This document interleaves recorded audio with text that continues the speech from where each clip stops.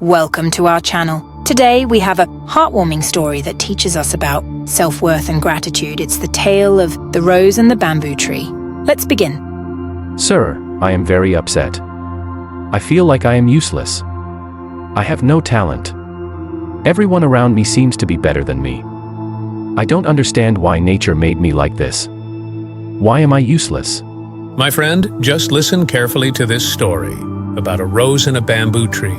Once upon a time, in a beautiful garden, there were some flowering roses. The roses emitted a pleasant fragrance, and people would stop to admire their beauty and colors. There was a bunch of bamboo trees that looked plain and unremarkable. The bamboo tree felt sad because everyone admired the roses, but no one seemed to notice or appreciate him. Hi, roses. You are so beautiful. I always wanted to be like you, to flower beautifully, have a pleasant fragrance, and be praised and loved by everyone. I wish I was like you. Thank you for your praise and honesty, but you know I am actually jealous of you. How strange, roses. Why are you jealous of me? Of course, I am jealous of you. Look, you have a very strong stem. When storms come, you stay steady. You do not wobble at all. As for me and the other roses, we are very fragile. A slight wind is enough for our petals to fall off. Storms destroy us. But roses, people love you. You always become beautiful decorations in homes. You spread your pleasant fragrance everywhere. It is true that people love us, but we wither and die in a few days. You, however, have a long life. Things made of bamboo last longer. Humans often use you to drain water, and with water flowing through you, you help water many plants. Listening to this, the bamboo realized that he was not useless. He had many benefits that were just as valuable as any flower. He understood